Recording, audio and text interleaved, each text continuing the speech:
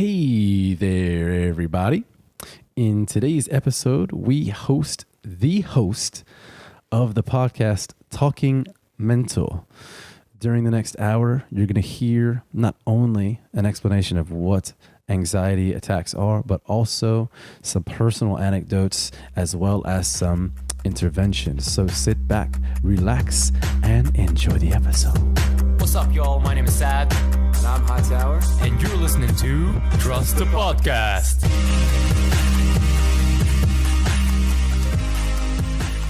And welcome to another episode of Trust the Podcast, a platform where we bring together the latest information around fitness, wellness, and health. That was written by my man, Salami. I am your host and your personal interview specialist, Stephen. I am joined by my co-host, Sad. Hey, what's up, everyone? Yeah, sorry. Sorry, buddy. Sorry to interrupt you. I got in the tunnel vision. I got excited. And we are recording from where? We are recording live from Coastal Fitness. At Hong Kong, yeah. This is the place. It's happening over here. Today's podcast, for me, is very important. It's very near and dear to me because I suffer with some of these same issues. And the topic for discussion today is about mental health and more specifically, anxiety and panic attacks. Sad, have you ever had one? I have had anxiety, but never had a panic attack, so I'm very curious to learn more about it. Yeah, I'm interested to share and to hear. And to help us understand this, we've brought on a special guest. His name is Aaron Stadlin-Robbie.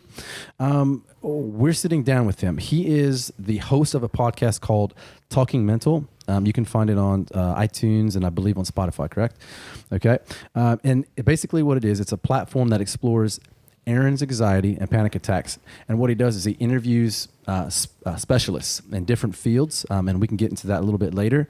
But these are experts in various fields. And what he's trying to do is to search for techniques and ways to help him combat and cope with these anxiety attacks. Is that an accurate description there, Aaron? Perfect, man. Yeah, cool. Perfect. Welcome to the show. By the way, Aaron. welcome. Man, thanks for having me. me. Amazing. Thank you, guys. Yeah, You look more buff in real life. Yeah, you do. Yeah, you look more jacked. Like Your hair. Guys, stop it. I love the sweep you got going. Yeah. It looks good. Being next to you guys, are you kidding me right now? You know how insecure I felt walking up these stairs? Well, you got one of the least jacked guys in the gym over here. Me too. Aaron, I'm the smallest. nah, Sad. I'm small. You jacked. Just deal with it.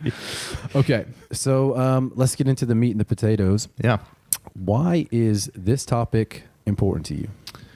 It's a great question. It was actually something that I never thought about being important to me. It became important because I went through it. And, you know, to give a little context, it was about 6 years ago when I had my first panic attack. And the reason it's important to me is because the first year I was misdiagnosed.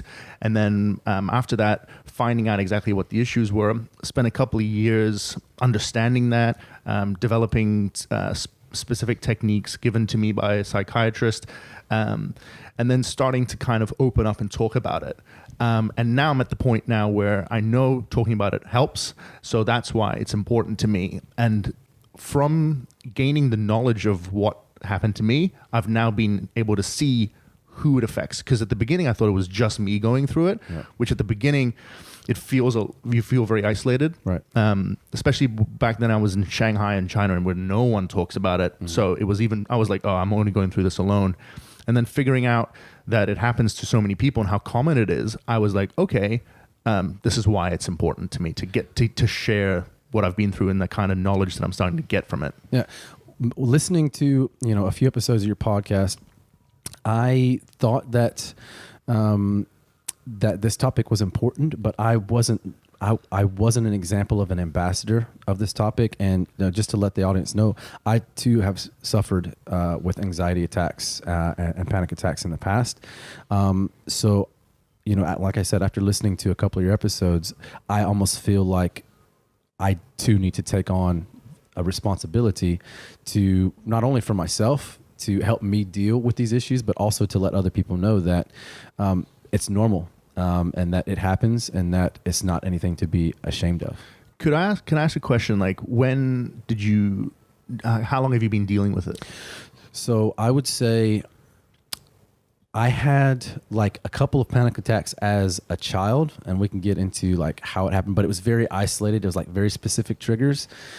So for instance, my mom, she thought it was really funny to hug me really tight. And then when I started to struggle, she wouldn't let me go. And I basically would have a panic attack and I would freak out.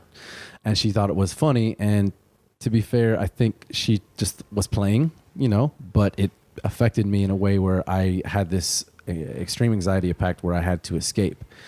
So it started off really, really young. And I don't know if it was the cause of my anxiety issues, but it definitely, it's in my mind as one of the first times that it happened. But I feel like I really started to experience panic attacks in my early 20s. And I remember that I had a big night out and I had to go to work the next day, and I was just super hung. And just thinking about having to go to work and the way it felt, and I couldn't cope. And then it started to build, and all of a sudden I was freaking. And basically I just ran down the street because all I could do was think about getting away, and running just seemed like the right thing to do. Eventually, like 5-10 minutes passes, and I was able to calm down. But that was one of the first experiences. So many similarities there immediately. But how many years has it been since you felt that you can articulate it? Oh, I would say that past 5 years. Because that's quite interesting to me in saying that, when you, that original point of being an ambassador for it, like speaking with you, you're such an articulate guy that I think it's, and I think the key is having gone through it and then knowing what you've been through and then being able to articulate. I think articulate it is such a key to then being that kind of quote unquote ambassador that you're feeling like you need to be. Yeah. I think it's important that you've been through that process, right? Right. And that's really cool. Yeah. And then realizing like, oh, I should actually do more. Because now, like, I don't know how you felt, but when someone asked me, did you not want to talk about it because it was kind of a shame thing, or it was, or how did you feel people would react? That was never really the issue for me not talking about it. The issue was I didn't know how to. Yeah. So when I try to explain it, it would take so long for me to explain it that I would get caught in my own mind and it would come back. And I was like, oh, it's just easier to say I'm fine, because then just dealing with internally would just be easier. Right. But it was the fear of not knowing how to do it, which would bring it up. But the more knowledge I got, the more aware and easier it is to talk about, then it didn't become a problem. Right. I feel I'm so honored to be part of this conversation, and especially as an outsider that is super interested in this. We're delving into something very, very interesting that is going to resonate with a lot of people. Could we maybe start with clarifying a little bit more what a panic attack is, and then move on into like absolutely the personal experiences? Because I'm very interested to know what it is. Well, luckily, I did a little bit of research. Yeah, you always do, bro. Ahead of time, just because I'm not good at recalling information, so I'd rather just have some of that available to me. So here's what we got.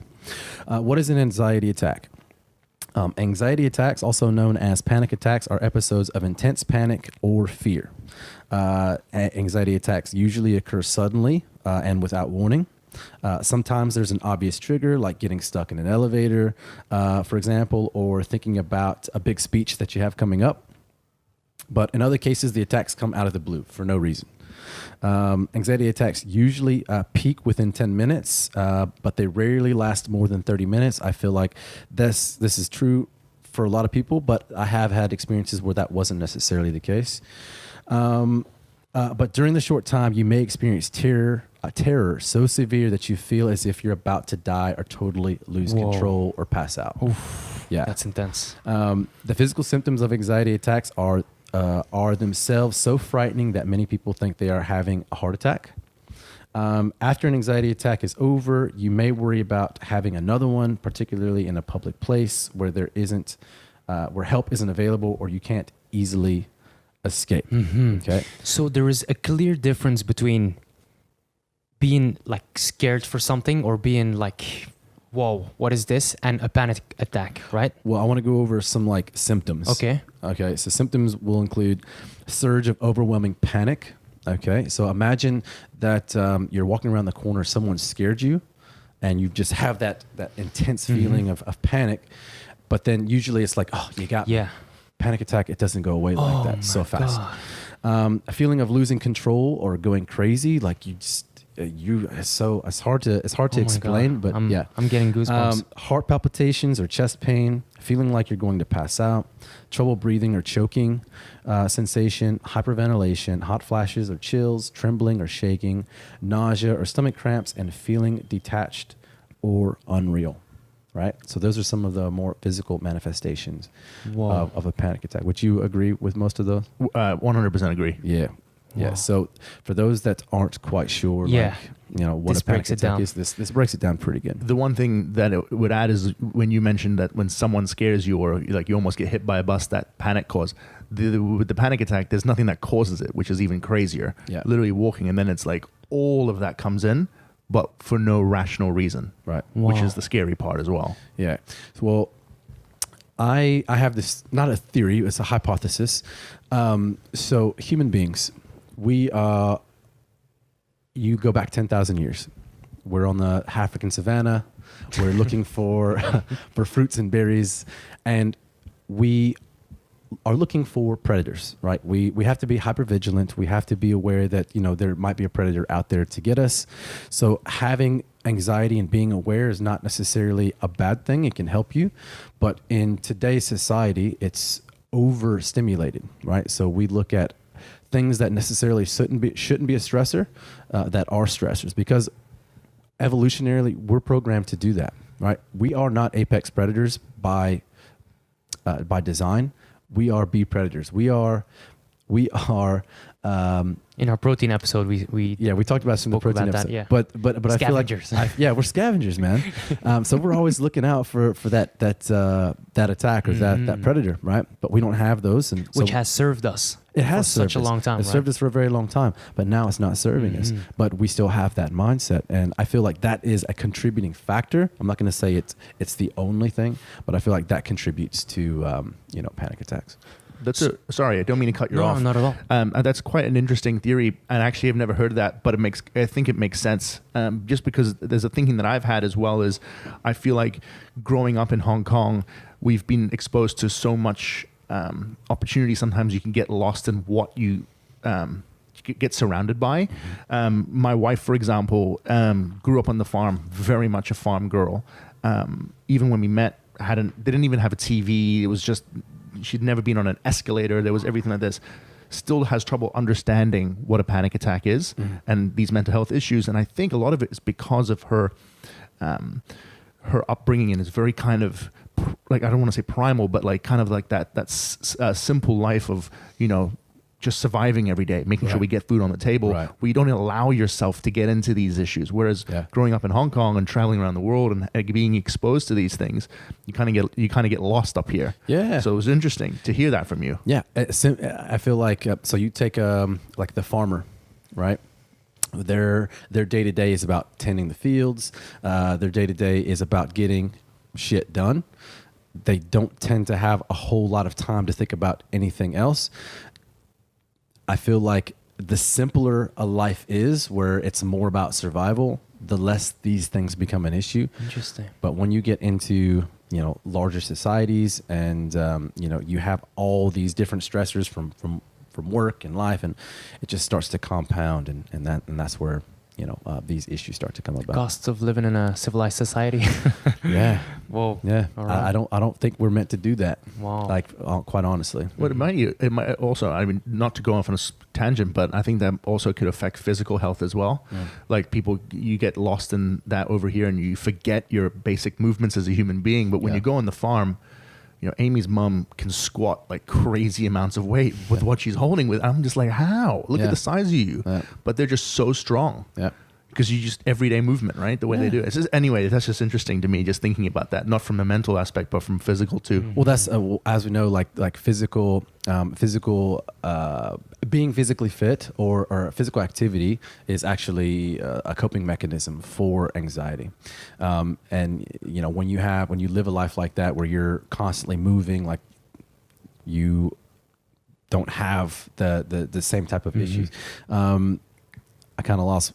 Yeah, what no my problem. point was. So, okay, we started off with a couple of anecdotes, which was super interesting. Then we took a step back and explained what panic attacks were, which is relevant for me because now I understand the depth and seriousness of it. I'm like, whoa, I did not understand. Like, I did not expect this. Yeah. And so maybe it would be great to speak about, Aaron, your first experience with having a panic attack. Yeah. Let's get into that. Yeah, my first experience is, I mean, kind of similar, where I had a big night out. The next day I was walking home, and I remember it. I mean, you never forget your first, I guess, but mine, that panic attack was rough. I remember I was crossing a road. I remember I was with my family, and then, like all the symptoms and stuff said, it just hit me like a wave. And for sure, the only thing was, oh, I'm going down, or something's about to happen, or something's happening so badly. I just remember trying to do things to take my mind off of it, try to pretend to call my friend to try and see what he was, didn't pick up. And I just remember like getting home, just get home, maybe just sleep it off. I remember I went to sleep, everyone else went to work, I woke up, and I was like, okay, I think that was it. And then within 5 seconds, boom, it hit me again. And it was like, I don't know what's going on. I don't know what to do. I don't even know what to explain. It was so terrifying that all I remember doing was I just texted my friend. I said, look, I'm coming over. I don't know what's wrong, but I need to be around someone. No one was at home. So I jumped on my scooter, and I remember just freaking out on my bike. There wasn't any rational thought. It was very fight or flight. It was like, you got to get there. I don't remember anything really around me. I don't remember I just remember getting there, getting to his house, and then I was like, dude, something's wrong. I don't know what is. And he was like, it's all right, man, just calm down. Just, I remember he gave me like a Coke, he was like, just sip on this, watch some TV, see how you feel in a few minutes. 10 minutes went by, and I started feeling myself again. And I was like, man, I don't know. I didn't know what triggered it. So I was really worried that I was going to do something. I didn't want to, and I felt like sitting at that TV, I finally got kind of zen. So I was like, I don't want to get up, because if I get up, it's going to come back again. Mm-hmm. So I was, and I remember that as being my first panic attack. There was just no, I just didn't know what to do. And I just felt there was something wrong. Yeah. There was just something wrong, and I need to go to the hospital to check something out. Right. But there was no pain. I didn't have any physical pain. Like it wasn't like I was tunnel vision, but my eyes weren't blurry. Mm-hmm. I could see, my heart was going like crazy, but I had no physical pain. I couldn't see I was gonna keel over or anything like that, but I felt my heart. So that's why I thought maybe it's a heart attack. But then I was like, I don't have any numbness. I'm thinking in a way which I know I'm not like slurring my speech or anything. Mm-hmm. So I couldn't explain anything. And I was like, but why? What is this? Mm. Which was my first panic attack. And I remember going to the hospital in Shanghai and said, what's going on? Mm. And I remember at this point, I'd gone through a few more. And I just remember thinking, if I can just get through a morning where I wake up and I don't feel weird again. Mm. And then I remember it would happen a lot after I drank, but the drinking would take it away when I was drinking. So I remember when I went to the hospital, I was like, look, doc, I think it's alcohol related. And then he came back and said, you have a vitamin B12 deficiency, which is like a thiamine deficiency. It sounds like he diagnosed that because you told him it was about alcohol. Right? Yeah. And I kind of wanted to hear that. Like, I kind of wanted to see like, okay, because it gave me clarity into like, okay, there's a problem. It's just maybe the alcohol's triggering something in my brain. So I was like, okay, brilliant. Just take these thiamine deficient pills, B12 pills, and then don't drink for a while, and then I'll be back.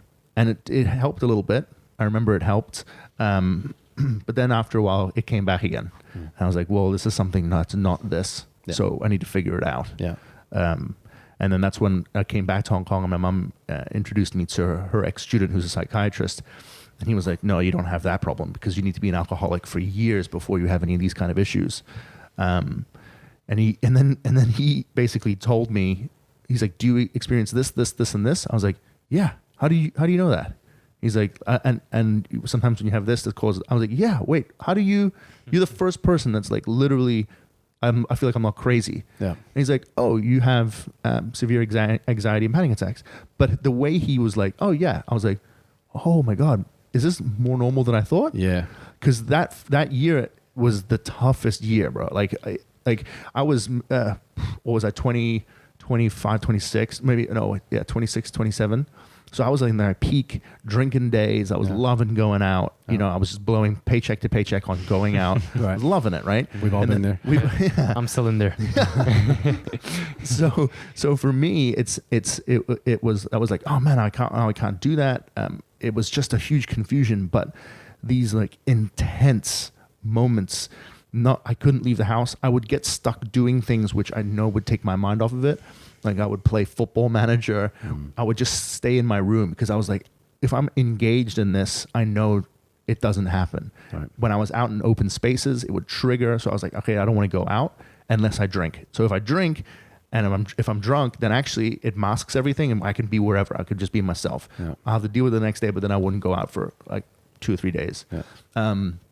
But I just remember the intensity of, like, I would cry. I would be like, and I would cry because like it was so intense, but I didn't know, and it's because I didn't know what the answer was.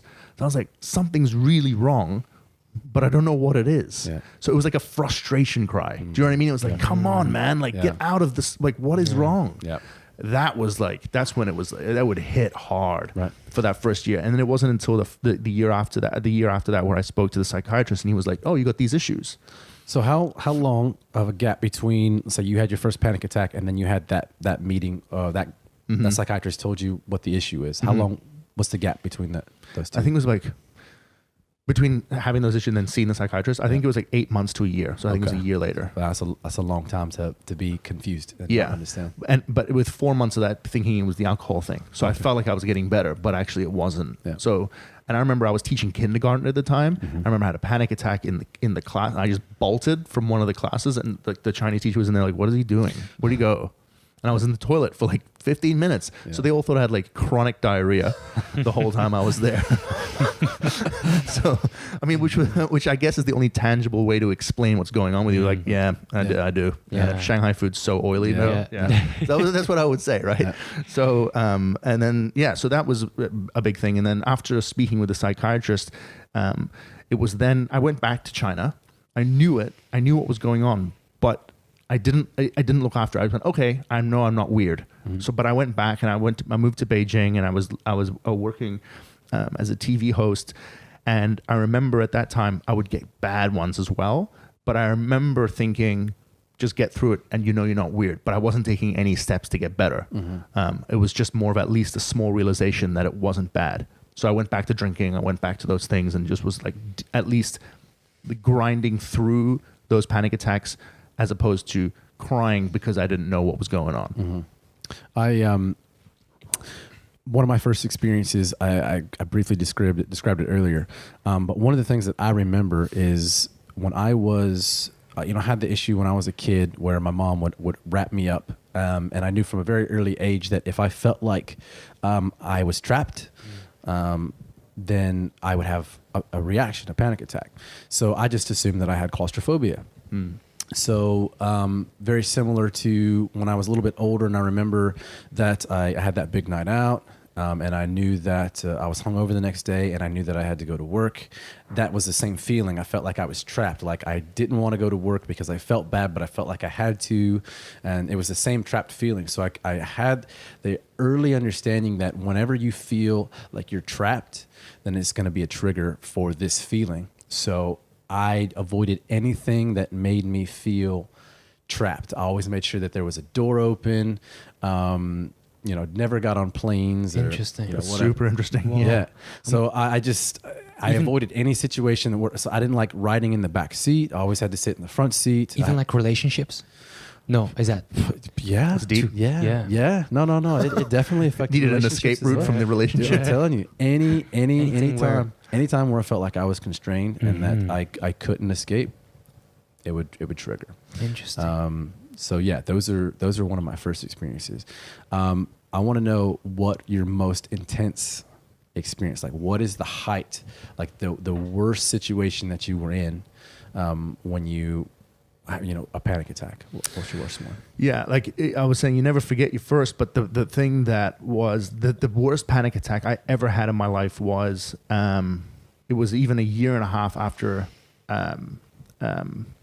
I saw the psychiatrist. I was living in Hong Kong. I don't want to use the word relapse, but it was a time when I was heavily drinking. And then I remember the next day, I was at home alone, and I went into the shower, and this crazy panic attack hit me when I was in the shower. It was so bad. I was like, okay, this is heavier than I've expected. I felt like I was going to pass out for sure. But I thought if I pass out at home, no one's at home. No one's going to call the ambulance. So I was like, just get outside, because even if you faint outside, someone will see you. So I just remember, like, I was completely wet, threw on like wet clothes, just clothes which ended up being wet, got downstairs. And as soon as I got out, I was like, okay, now you can pass out. Like, because you just made it out. Like, you can pass out now. Yeah. And then I just remember throwing my headphones in, because I listened to comedic podcasts, which take my mind off of it. I started listening to it, and I was like, if you can pass out, just pass out now. At least you know. And then I just kept walking, walked down to the waterfront, and then I never did. And I was like, okay. And then it got better, a little bit better. And then I ended up bumping into a mate who we just started talking randomly about something completely different. And then without even thinking about it, it was gone. But that particular time was intense, and it had a few more following the next couple of days. But what made it worse was I ended up, because of the severity of that panic attack, I went back to my psychiatrist and said, look, I think it's something physical. It's got to be. Like, it's too intense for it to just be this issue. And he said, well, why don't we do a heart test just to prove to you that you're feeling okay? Because for me, I thought it was my heart. So we ran this test, and I was leaving Chim Sa Choi on the ferry, and he calls me and he goes, Aaron, go to the emergency room. We think there might be a small issue. So you can imagine my mind, right? I'm already like, can I swear on this thing? Just not the F word. Okay. Yeah. Oh, good. I was about to do that. I was like, shit, something is about to go. This is even worse. Now I've got to go to the emergency room because a fear that I had might be true. And you're on the boat. And I'm literally on the Star Ferry. Oh. And I had plans to meet my brother. I was like, call him. I was like, look, I'm going to the hospital. And he was like, why? And I was like, I don't know, just this heart thing. And so I couldn't explain it. I was struggling. Of course, my anxiety is just peaking. Get to the hospital. Anyway, stay overnight. Run the test. The doc comes back and goes, no, you have a completely healthy heart. And I ring my psychiatrist. I'm like, bro, you're meant to be helping me, not like tripping me out. Yeah. And he's like, look, I'm so sorry. It's like the equipment we have is not as accurate, but something came up. So it was just my responsibility to tell you. But now that you've had a complete in-depth, now it actually puts your mind at ease that it's not physical, which ended up helping. So it was the most intense period of time, but it gave me, again, the biggest peace of mind. One, that I could get through an episode like that. And two, knowing it wasn't physical. Yeah. My most intense experience, I had just received the opportunity to work in Hong Kong, and I'd never been on a plane as an adult. So I go from Alabama, and I take a 15, 16-hour flight to Hong Kong, and for whatever reason, I guess the fact that I was getting out of Alabama trumped the fear of, not being able to escape, and it didn't really enter my mind, which boggles my mind to this. I still don't understand why. So I'm on the plane. I'm like 3 or 4 hours into the flight, and I'm window seat. It's like a 3-seat deep seating arrangement, and all of a sudden I realize that I'm trapped, right? So, we're flying over the North Pole. And I realized that I'm trapped. So I asked to get up, and I go to the bathroom. I splash some water in my face, and I actually feel a little better. So I go to sit back down. As soon as my butt hits the seat, bam, trigger again. So I get back up, back to the bathroom. I calm down again. I sit down, and it's not helping. So I call the stewardess over, and I say, hey, look, do you have anything to help with anxiety or panic or whatever? And I wasn't actually sure how to articulate it, but she looked at me and she said, sir, that's something you should have sorted out before you got on the plane. And like my eyes just bugged out of my head. Yeah. And I think she might have thought that I was just requesting some drugs, or can I get a drink or something like that? I think then when she realized that I was legit having a panic attack at that very moment, she asked me to get up and meet her in the back of the airplane. I guess she knew that it might help. So went to the back of the plane, And she said, "Look, here's a beer. Like just sip on this and try to just breathe, whatever." And it ended up helping. So basically, for the rest of the flight, which is about 12 hours, I stayed at the back of the plane and I smashed beers hard. I ended up going through an 18-pack of beers. No way. Yeah, I was smashing them here I am at the back of a plane looking out of a window. All I see is icebergs going by, and there's a toilet next to the window. So I'm smashing a beer, taking a leak, smashing a beer. High-fiving people coming through. Come on through. Yeah, I'm excited. Like eventually there's a party in the back. But yeah, I smashed 18 beers. I get off the plane. I land in Hong Kong, and I'm super hungover. And that again triggers me. I'm like feeling anxious, and like the gym, one of the employees of the gym comes and picks me up, and they take me to the gym, and there's a refrigerator. And as soon as I walk into the gym, I look in the refrigerator, and they've got some Ting Tao or Carlsberg or something like that. Dude, I don't even say hi to anyone. I just smash a beer because I know that it's going to help me with my anxiety or my panic attack. And a few days later, the owners of the gym, when they saw that, they looked at each other and they said, "What the F have we done?" They're like, "Oh my God, we've just hired an alcoholic. What are we doing?" But I explained to them that, like, no, I was having a moment and I needed to sort myself out. But yeah, that was the most intense because I was in a situation where, like, I don't know what to do here. And luckily I was able to find a coping mechanism. But yeah, to this day, if I get on a flight, I don't have to get as smashed, but alcohol is involved. Mm-hmm. And that's just how I cope with getting on a plane to a point where I can actually walk on and sit down. But I still have to have an aisle seat.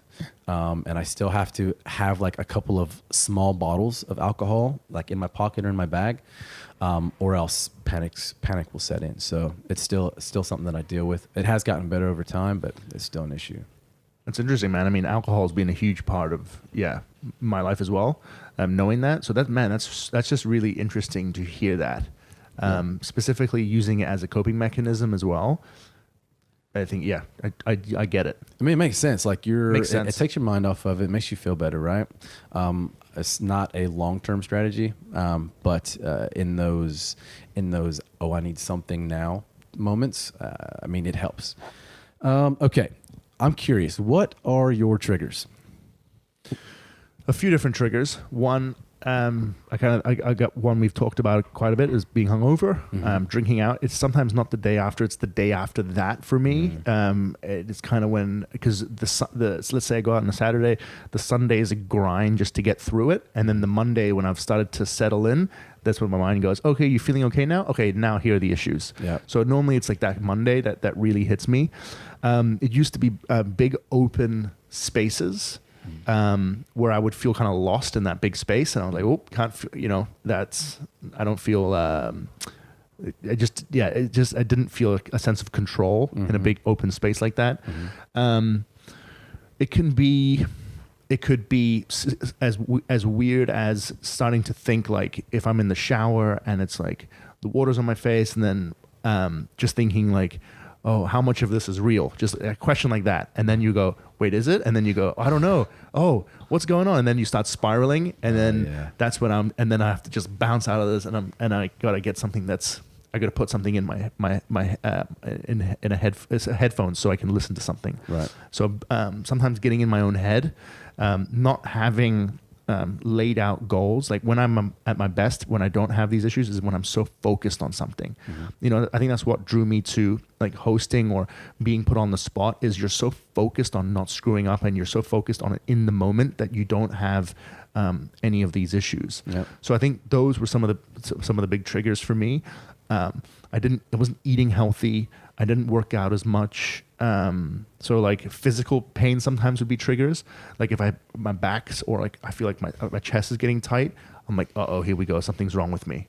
Yeah.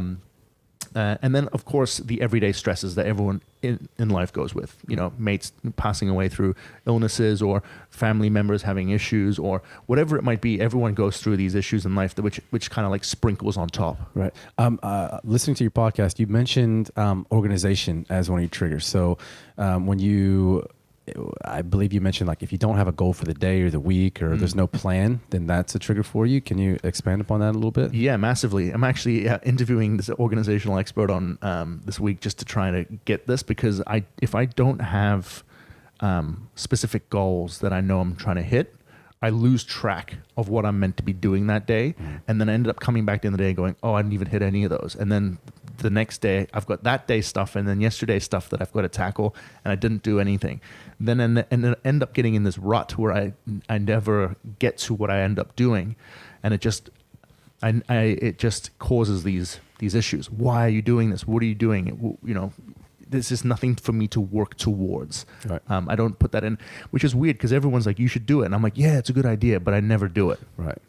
Yeah. I have a similar issue where I like things to be neat and tidy. And when they're not, then it gives me anxiety. But at the same time, the need to make everything neat and tidy is not compulsory. Like I don't feel that compulsion until it becomes too much and it makes me anxious. Like for instance, on my desk, I might be doing a lot of editing work on my computer, and you'll have like little files open here and there and like whatever. And it may not bother me that particular day, but if it builds up, then I start to have anxiety and I have to clean it up. Same thing with my bedroom or my kitchen.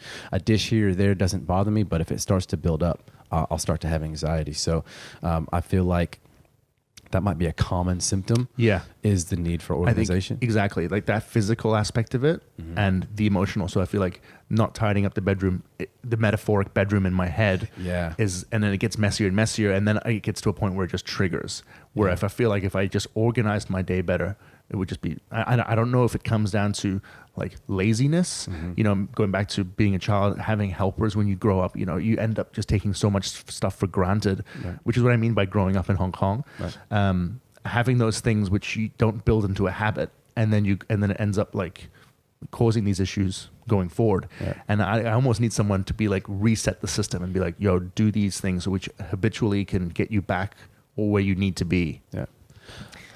I have a question. Yeah. So I can relate to a lot of these situations where I feel overwhelmed when I'm not organized some days, or when I leave a mess at my home and it escalates and I have to drop everything and clean it up. And I want to talk about why are some people more prone to getting these types of things than others? What is the difference? Or is it just a coincidence? Or have you thought about it? Yeah, I actually had a conversation recently about this with a psychiatrist friend of mine, and we were talking about it, and they were saying, everyone's different. Look, everyone has physical tolerance to pain that's different. Why can he take a punch better than I can take a punch? Why can he do certain things physically that I can't do? Everyone's different. You can do certain things differently. Your tolerance for pain mentally might be better, might be weaker. Everyone has different triggers. And also the big thing for me is everyone has different upbringings.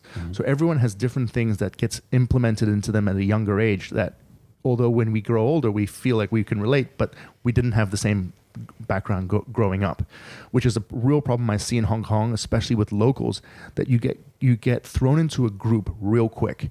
So let's just say you have mental health issues in Hong Kong, especially locally. You just get thrown into this bracket of you're crazy and you have this issue, and we deal with this issue all the same way. But no one talks about how someone who's suffering from clinical depression, let's say two people, they might have completely different upbringings and completely different needs to how you should be able to treat them. Like, let's say with you guys' expertise, if you have a personal training client who comes in, I'm sure you guys do backgrounds on injury prevent. Have you guys had injuries in the past? What different things have you grown up with? Have you have a sporting background? You would train them, but let's say they were both obese, but one had an athletic background in the past and one had none. You would know that your tailor-made program is different for both of them. However, they're both still obese. Right. So that's for me a huge thing. Like the way you talked about your upbringing with your childhood having that feeling, I never had that. Mm-hmm. So that's quite interesting to me to see how that things. Now we both have panic attacks, but it's stemmed from quite different origins and experiences, and we both grew up in different sides of the world. We both have different stresses. We both have, so like we both got there to these issues, but we're all so different. And I think that's the big key for me. I like to think of this in two different approaches. Approach number one is experiential, right? So just using my example, I had an experience with my mom keeping me tight, and my limbic brain, my monkey brain, my lesser emotional brain ties that experience with anything that looks like that, have the response of get out, right? I learned that through experience. But you can also have these physiological, not issues, but let's just take, for instance, someone who has type 2 diabetes, or say type 1 diabetes, where their pancreas doesn't release enough insulin, right? So you treat that with medication or whatever.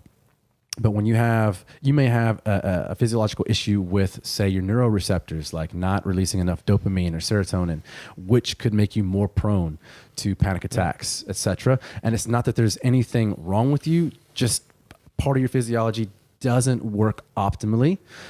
It could be addressed with medication. It could be addressed by some other type of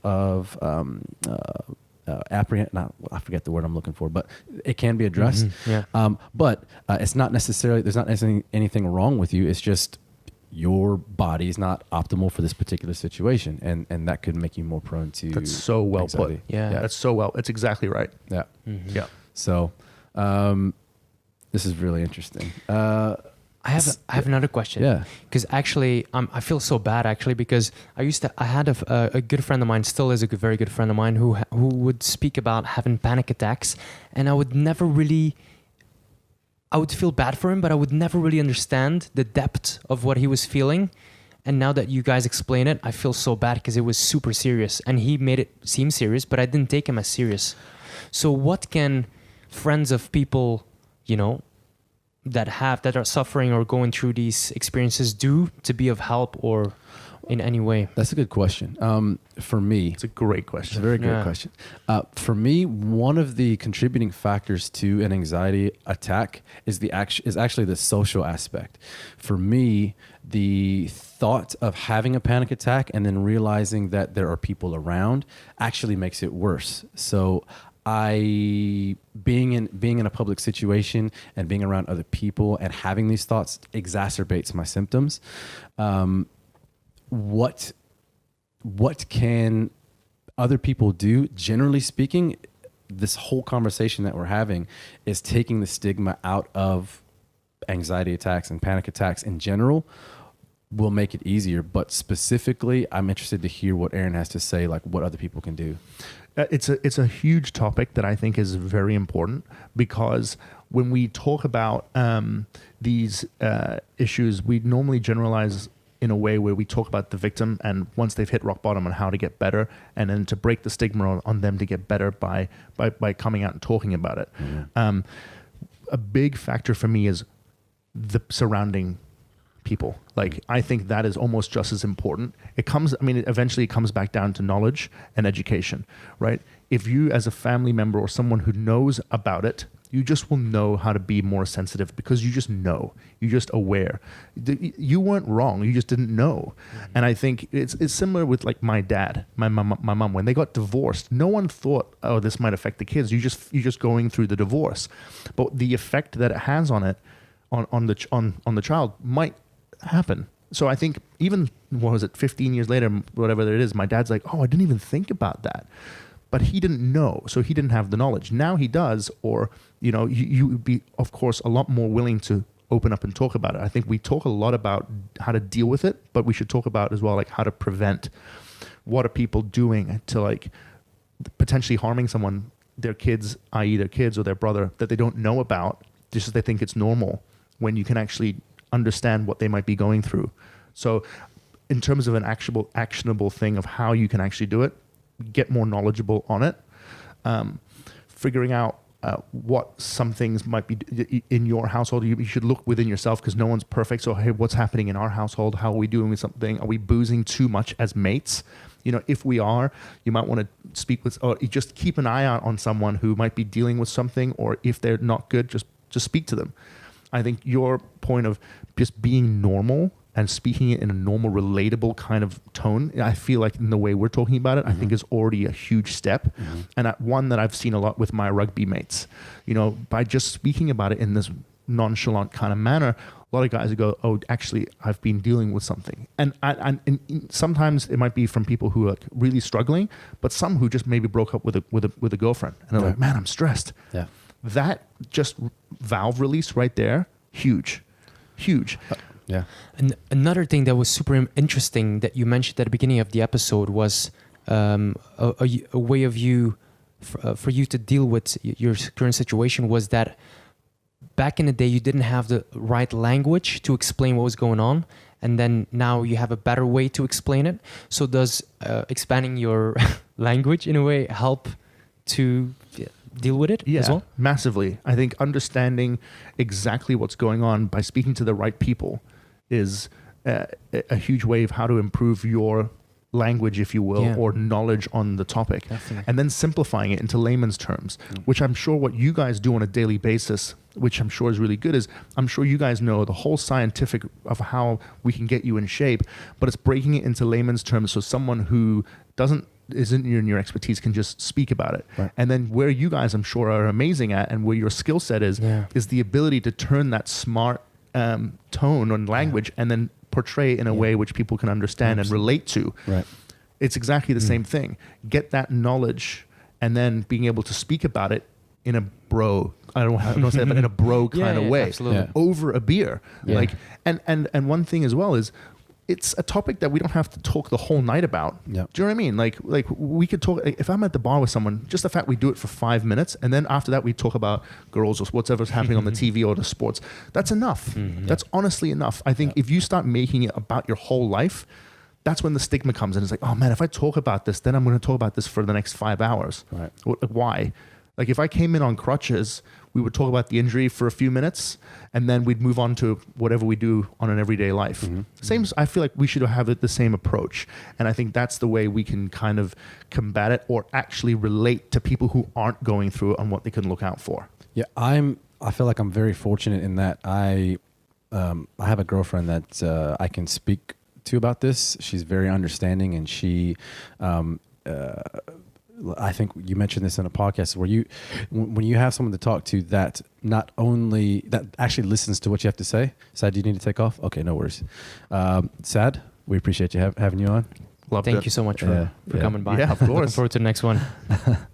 But like I was saying, I'm fortunate enough to have someone to speak to about this situation. So whenever I'm feeling that way, I can speak with her, and immediately it's a stress relief. It's like you said, a valve relief, a release where I'm having these high feelings of anxiety, and then as soon as I have that conversation, tension is released. That's huge. I think that's actually if people say, how can I help myself get better? I think one of the things for me is find someone like that who you can deal with. So for me, it's not my wife, because we're quite different in who we are. She's a support system in a completely different way. She's but I have one of my best mates, George, who I get in touch with, is he's someone, no matter how busy he is, if I go, man, I'm having a stressful day. It could be for anything, work, relationships, hungover, whatever it might be. If he knows I'm bad, he'll just call me, and I might rant for 15 minutes, but immediately after that rant is over, or not even a rant, just getting it off my chest, the difference in how much that helps me, it just clears my mind and puts me back onto an even playing field, which I'm sure you have with your girlfriend. So I think finding someone like that in your life who you can trust to talk about it, again, it doesn't need to be for 3 hours, for 10, 15 minutes, just to relieve it a bit. I can't tell you how much that helps. Yeah. I feel like, you have that person that knows how to, when you're having these issues, that knows how to deal with you is key for sure. Okay. I want to get into So we talked about some of your triggers. I'm kind of curious as to what are some of the methods that you have found most helpful for coping with your triggers? For me, again, short term, I don't want to dwell on it, but alcohol for sure does. Yeah. I'm having a day. That's a good way for me to do it. Again, that's not long term though. Listening to things on podcasts, getting within my own head to be able to shut everything out. So shutting everything out by listening to something which completely takes my mind off of it is a way that I deal with it. Yeah. And I also know from speaking to people that I should try meditation, because that might be a way which you can do it in a kind of long-term goal, right. Which I'm actually really interested in speaking to a lot of people about it. And that's a podcast that I'm actually excited to do as well, and actually start implementing. Another one is as cheesy as it sounds, is having my son. Like, having him around has fixed a lot of issues for me. Yeah. And the reason that is because when you're with someone or something like that, or you have something that you're so focused on, and you just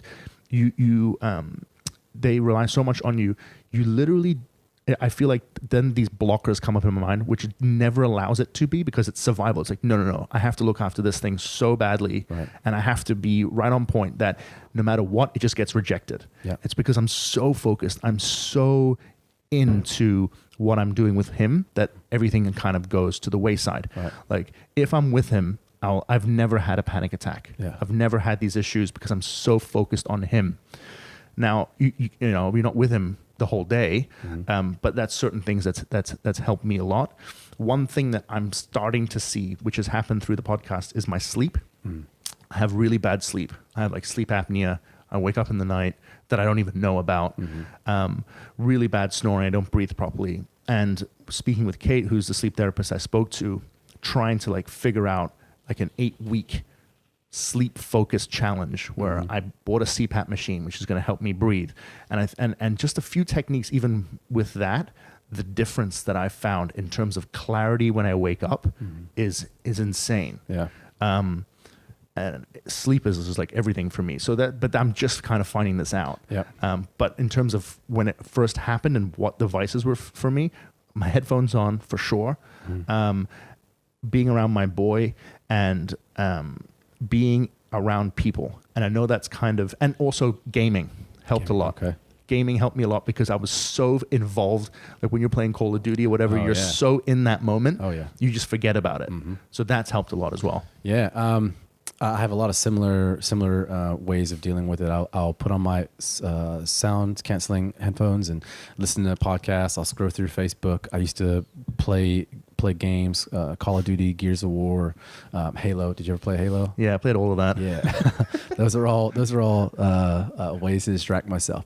But those all sound like, outside of meditation, they sound like short-term distractions to help with like the day-to-day.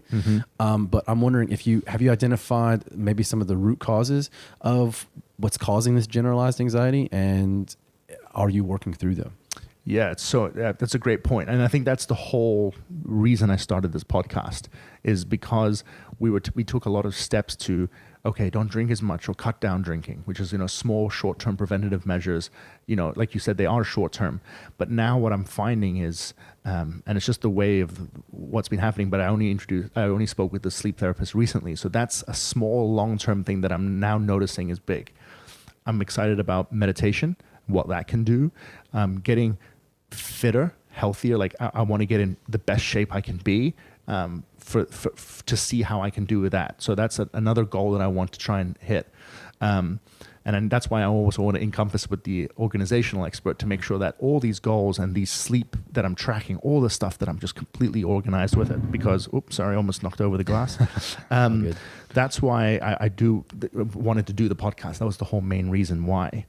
The second question, I think you talked about, what was the reason behind all of these things, I think stemmed from family issues and a big derailment in my life when we were younger. And that only came actually the second episode when I interviewed a woman called Poppy Jammin, who's in the UK. And she literally was the first person to go, so what actually was going on in your life back then? And I was like, no, nothing really, just this. And she was like, no, actually tell me what happened. And we're going through talking about getting parents getting divorced, moving country at this time, taking a lot of pressure from my brothers not wanting to talk to my parents because they moved country. So I would be the one that was kind of relaying that relationship.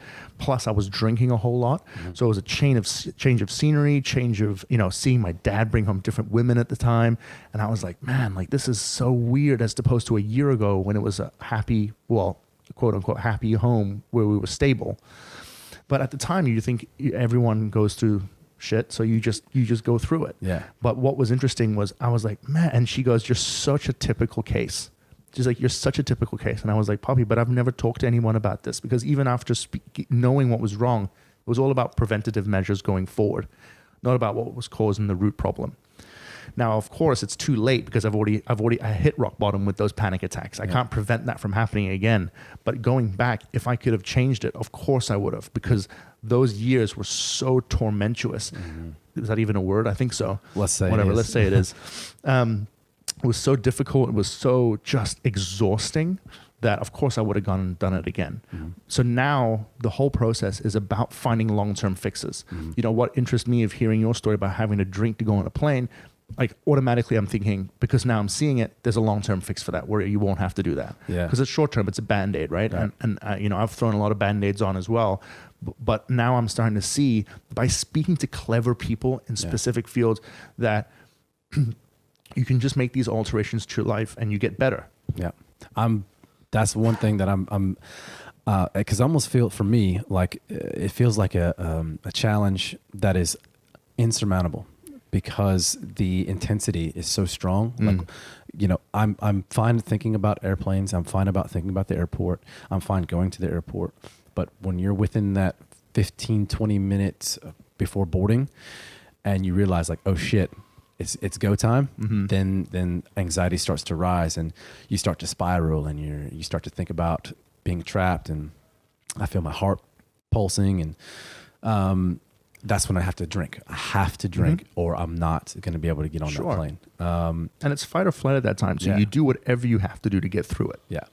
But I am interested. I would love to explore, like, what are some strategies, like long-term strategies for dealing with that. Yeah. And I bet you there's so many more layers to that onion that you're not talking about. Oh, I'm sure. Like I bet you it's not even just, what do I do when I get to the airport? Like I'm thinking like there might be so many other things that you might fix that by the time you get to the airport, you'll be like, it's not even popping into my head. Yeah, for sure. Do you know what I mean? Yeah. That's kind of like an interesting factor that I'm thinking about as well, especially going forward.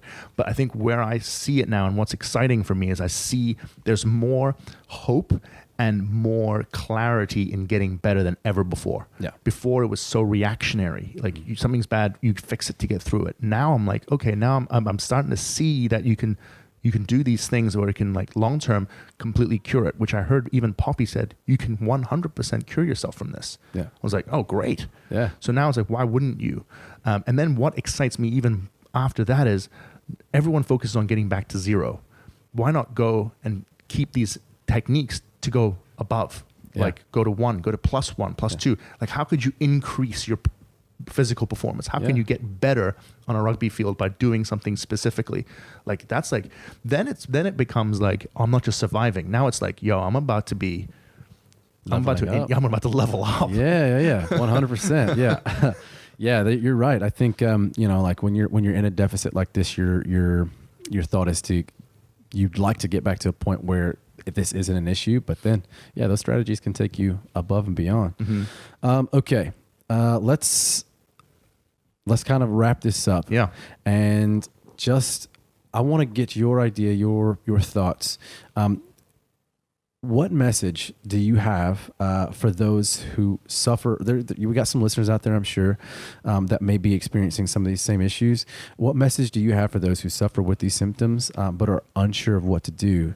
And like I said earlier, I want you to kind of look back at your own experience. When this first happened to you years ago, what do you think would be like the first bit of information you would tell yourself to start you on the path to getting better? Yeah, it's a great question, and I think everyone's going to be different. So in terms of, for me and what I can say, I would say find who people you trust and speak to them about it, even if it doesn't make sense. Like if you have an open relationship with your family, talk to your family. You know, I was fortunate enough that I do, and I have fortunate enough that I have friends who are willing to help. That was so key on the beginning phase. Now, at the beginning, it was super frustrating because they didn't understand what was going on.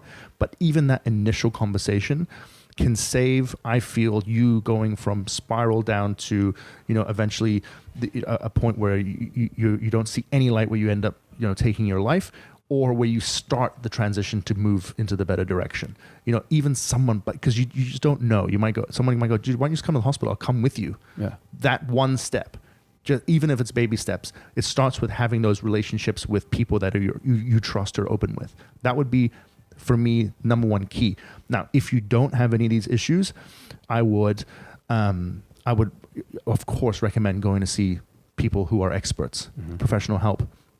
You know, one thing that I try to bust with the stigma is, if you are so severely overweight, you know who you're going to go and see. I'd probably come see you. If I'm completely overweight, I need to see a personal trainer to get in shape.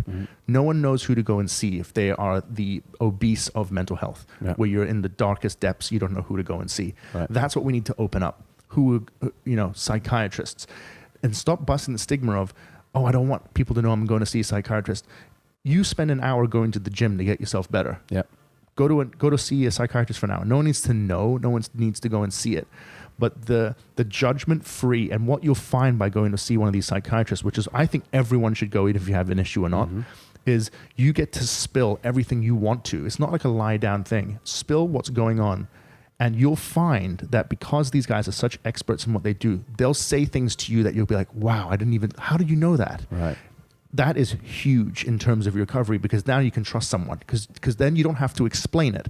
You just say it, and then they'll go, yep, and then now do this to try and combat it. Yep. That's huge. Yep. So I would recommend going to see them. Plus, once you spill all your guts, it could be relationship issues, stress, you can go home. No one's going to have to talk about it. That conversation doesn't linger at home. Right. Your wife doesn't go to, wait, what did you mean yesterday when you told me, you know, this? You know, you don't have to. It's completely anonymous. There's no judgment. You leave it there.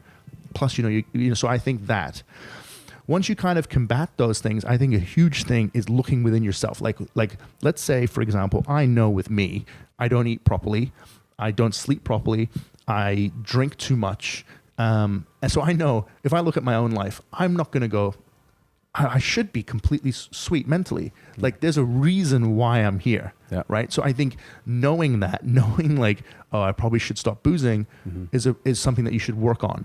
So if you don't feel you're at the point of panic attack, but you're starting to feel overly stressed, overly like you need to sleep more, whatever it might be, eating better. There's no one who's perfect at doing everything. Yeah. He's probably the happiest person alive. I don't know who that might be. But you always have things to work on. So looking within yourself of things I can improve on, again, is key. And busting your ego, man. Like the ego, at the end of it, trust me, it's not worth it. If you haven't hit those places, and I've met people, I mean, I don't deal with clinical depression, but I've met people, and you don't want to be there. Yeah. You don't, you know, and you want to be able to prevent that from happening. And if your ego is getting in the way of you getting, you know, if I don't go out this weekend, someone so-and-so is going to say this. Okay, well, if you keep going down that way, then this potentially could happen. Yeah. And it's the same thing, you know, just understanding that too. So understanding within yourself what you're not very good at, and what you probably need to improve on. I agree 100%. Seeking help is what I would recommend. And if you don't know what help to seek, we can, I don't know. I don't know what to say about that. I don't know how to direct someone, but seeking help from anywhere is a good place to start. I personally would look for, like you said, a therapist, because they're going to be, they're going to know, for one, what your issues are by speaking with them, and they're going to be able to give you an idea of where to go, where to start. But also, like you said, that non-judgmental place of being able to express your thoughts and feelings. Not only is it cathartic, but it also gives the therapist that you're working with the opportunity to give you a path to to getting better. Yeah, I mean, there are a lot of platforms. Like I would recommend people in Hong Kong or actually around the world go visit Mind, the great charity that does a lot of work with mental health. But what they're amazing at is their language, their relatability is something that you can just understand quickly. They're incredible what they do, and I would say they point you in the right direction quickly, and so you can know what to do. Is this a website? Mind, yeah, Mind. They're a charity organization. Okay. Just Google Mind. They're huge in the UK. They just started in Hong Kong, but it's like there are a lot of different outlets. There are a lot of different people. It's there, just people don't know about them or Right. don't know how to search for them. But like, you know, I come back to physical health because if you know you want to get in shape, but you don't know where to go, you might just type in gyms in Hong Kong. You might try one, and then within 6 months go, man, that was horrible. That was a horrible gym. So you go find another one until you find one that you go, man, this guy understands exactly what I need. Right. And then you do it, and you stay with them. Right. Same thing. Like, at least the journey, you're not going to find the best place for you immediately, Right. but going in that conversation and then go, actually, they don't even understand what I'm saying. Cool. Right. All right. Next place. You know, like it's just overcoming mentally that you can't go to these places. Yeah. Find out if the conversation that they're doing is right for you. Oh, it's too cheesy. I don't like it. Cool. Move on. But at least you're starting that search. Yeah. You know, I think the problem is everyone's wanting that perfect solution immediately and then they don't end up going. Yeah. I think Mind is a great place. I would recommend people going there. But if you don't know, search it, test it out, try it. Yeah. If it doesn't work for you, cool, move on. Yeah. But start that decision, because I guarantee just by going to these places and opening up just a little bit of bounce, it's releasing the valve even. So that's important, even more than you think. Yeah, for sure. Look for help, and if you don't find what you're looking for on the first go. I'll tell you a story. Bro. I went to a doctor, and I was dealing with anxiety attacks, and I was dealing with some depression. I believe the two are related. Mm-hmm. So that's what I went to the psychiatrist for, and I ended up walking out with a prescription for Ritalin. And I just thought that was 100% absurd. Right. That I've been given Ritalin when my symptoms are anxiety, but you want to give me basically methamphetamine. So, I'm sure she had her reasons, but I sought help elsewhere. Yeah. And I found someone that understood and that was able to help, and I'm working through it at the moment, but I'm feeling like there's light at the end of the tunnel and hope. But hell yeah. The point of that is that if you don't find what you're looking for, keep looking. Yeah. Yeah. For sure. I mean, DM me if you want. You know what I mean? Like, if there's someone you want to speak to, just message me. I'll respond to you. Like I think the key is just having those chats. Hey, where can I go? Oh, try this place. Yep. You know what I mean? Yeah. Like, use, for people out there listening, if you need someone, literally just DM me. It's, I mean, as easy as that if you want to just at least start the ball rolling. Beautiful, man. I love that. Okay. Let's wrap it up here. Where can the people find you regarding your podcast and any other thing you'd like to plug? Yeah. Well, you can find me at talkingmental.com. That's our website. We have information that we have up there. I mean, we on Facebook, Talking Mental, Instagram, Talking Mental. We're going to be starting our YouTube series soon, but we're already out on iTunes, Spotify, or Castbox, whatever podcasting platform you're on. Yeah. Have a look for us there. We're going to be trying to do more live talks around Hong Kong, not talks of just me talking, but actually we want audience participation. We want experts, so people can ask these experts, for free. So, for example, we're going to be doing one on sleep in the next couple of months, where we're going to have a sleep expert, someone who actually suffers from insomnia, and someone maybe like a corporate person who's not sleeping enough, and let's talk. And then that's open to the public, so people can ask either the insomniac a question, they can ask the expert a question, whatever it may be. These are things that I want to start getting the conversation going, and then people can come up to them afterwards and ask. I think that's where we can provide the most value. Yeah. So we're going to be actually at Iris this weekend. Pop down. We're doing the first day, Saturday, I think 11, I think it's 2:30 to 3:30. Yeah, it is. We're talking about sex and sleep. And then on Sunday, 11:45 to 12:45, we're talking about the difference between Western medicine and being prescribed a medicine, like you were saying, like Ritalin, as opposed to Chinese medicine or natural ways of doing certain things. So yeah, come down. And if you want to hear about these things, we'll be on Facebook trying to plug it as much as possible. Okay. So that's what the question I was going to ask is, the audience members can find that information specifically on Facebook. Yeah. Is there like a mailing list that you could be signed up to? We haven't had anything at the moment. We are going to be putting, on our website, you can. So we do encourage you to come to the website to sign up. We do actually have that. And that is more about, we want questions. We want people to start asking certain things. Yeah. I put it out on Instagram the other day that we're going to be interviewing this organizational expert, and I want to spend 5 to 10 minutes at the end of the podcast asking what the public wants to know. Yeah. So please ask your questions, put it there. If you don't want to, but also DM me personally. Yeah. Like, honestly, Yeah. DM me, DM Talking Mental, send us a message on Facebook. It's all going to be anonymous. Don't have to worry about that. So just type in Talking Mental into Google and see what pops up. Awesome, man. Like I said, this is a topic that I'm very interested in because it's an issue that I deal with. So I want to know more about when this stuff is coming out. So feel free to let it through, and I'm definitely I'll reverberate the message through our social media channels as well. Aaron, thank you so much. Man, it's such a pleasure. Dude, Thank you so much. I appreciate you coming in. It's been such an awesome day. Really appreciate it. Yeah, this has been very liberating, eye-opening. Yeah, I appreciate you coming in, and I hope to talk to you soon. Of course, man. Anytime. All right, peace. Wicked.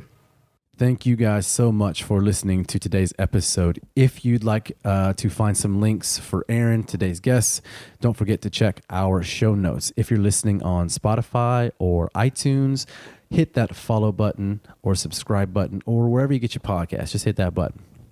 If you want some behind the scenes content, check out our YouTube page, Trust the Podcast.